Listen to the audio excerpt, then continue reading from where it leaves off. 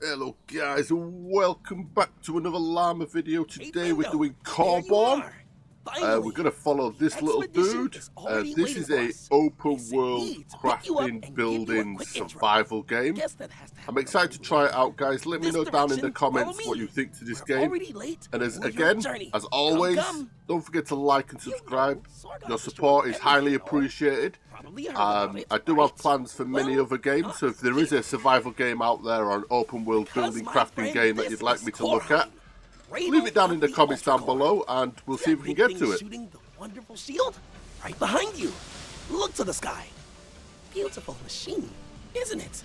It can be seen from everywhere in this world so that people can find their way to our shining gem of a capital. I mean, okay, there is some dirt there and there, but at least we're safe from Sorgoth and his minions. We can trade, meet people for adventures and such. You should try all of that, but let's not get ahead of ourselves. First, we need to catch a ride. Right this way, quick. Cause you, my splendid friend, are a CoreBorn now.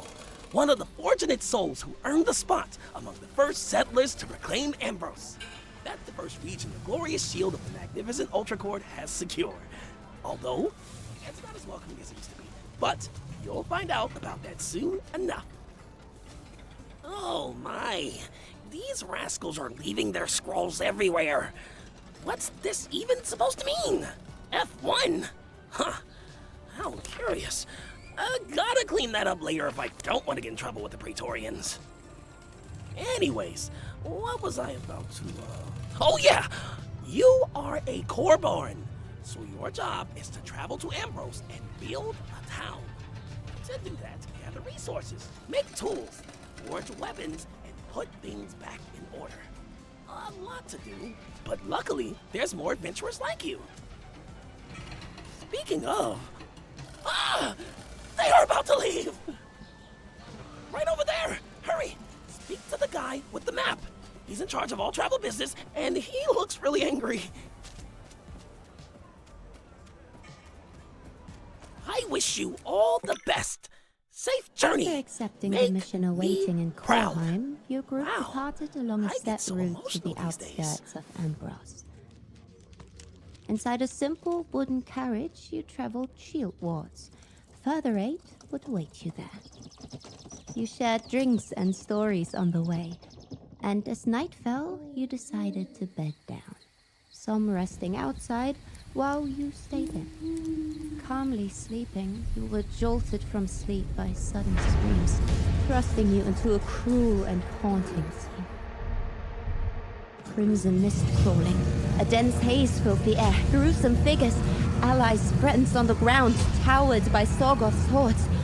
Then splintered wood as your carriage burst open, and the blow engulfed your world in darkness.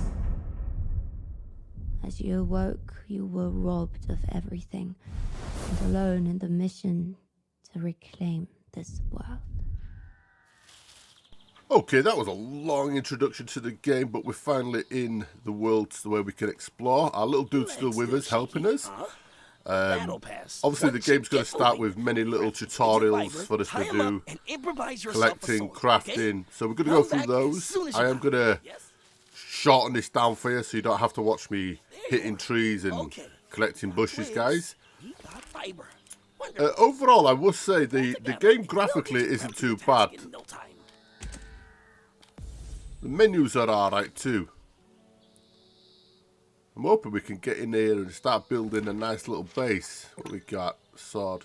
Okay, put that in there. So basically I'm just going to go through the tutorials and see what it's like. If anyone's played this before, please let me know down in the comments. Not entirely sure if I would call that a sword, but you surely did your best. Ready to hunt some creatures? See if you can track them down in the fields and forest around and make sure to come back after. Okay, so the important thing for me, the fighting mechanic. I do like how the NPCs have like a radius of where you can get damage from their attack. So you're able to dodge / avoid it. It's kind of cool. And to say this is only a wooden sword, it's kind of decent. Some games I've played, the attack side of things is quite clunky. This isn't too bad. Now we do move on to another fighting scene here, which is the second animal I have to kill. You see, like, it's got a different attack radius of how it attacks, so you can see and get it out of the way. I like that. Makes the game a bit more strategy based rather than just sitting there rolling around and constantly attacking it. But easily dealt with, and that's another quest to be handed in for me. Thank you, little guy. Now we'll need some flax and reed. Now I believe we've got to move on and collect loads of flax. Now this actually took me way longer than I thought it would. But we managed to do it. As you can see, it took me the whole day in game to do it. That's why it's night time now. You got 2 of those now. But it's done. So we're moving on to the next one. Perfect. Who gets which one though? You know what? Keep them both. Can make myself better ones later, and we should focus on crafting an axe anyway. Okay, so I edited this part in for all you nerds that like to see the harvesting or collecting of goods part. This is my character in CoreBorn hitting stone. That's for you guys. Don't forget to like and subscribe. Yeah, moving on. Right, hand this quest in, and we'll see what we've got to do next. Back. Found some good stones? Perfect. Yeah, great then stones, mate. It's time for me to get building. If I hammer loud enough, I won't even hear my stomach longing for smoky dip cups. So this quest is just to find a couple of mushrooms to craft him some food. Like, it was very easy, very quick, very simple. But we are moving on to the building aspects now. After that, we can make you a building hammer so that you can set up a town of your own, if you like. Okay, let's get building. So I decided to build at the top of this cliff. Now you place this little thing and you need to have all the resources on you, then you can finish building. So this is classed as a town centre, this little thing here. It's almost like a land grab that you need to place. And then you have to place this gate at the edge of your perimeter, like so. And then build it, blink, and it builds a little path that goes all the way to the centre bit.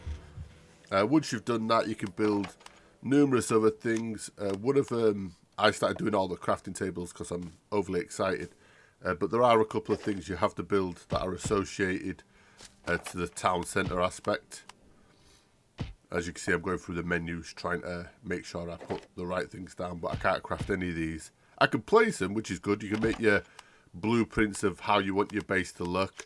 At the minute, I'm just randomly placing because I just want to showcase what's available and how it looks. So yeah, they go green. It's like a blueprint. Once I've got the materials, I hit it with a hammer and it's fully crafted. So you could fully blueprint out a whole base and design and change it if you don't like the placement of certain things, which I find quite good because a lot of games you placed it, that's it. If it's in the wrong place or your base has to change design wise, it's kind of difficult. But this is the other thing I had to place, which was that little dude's house or some stuff. I don't know what it is, but that little dude's with me now. And it's got an upkeep. There's some kind of horde that comes in on their attack. Overall, I'll give the game an 8 out of 10. It is quite fun. It is cheap to play. Appreciate you all for watching. Peace, peace.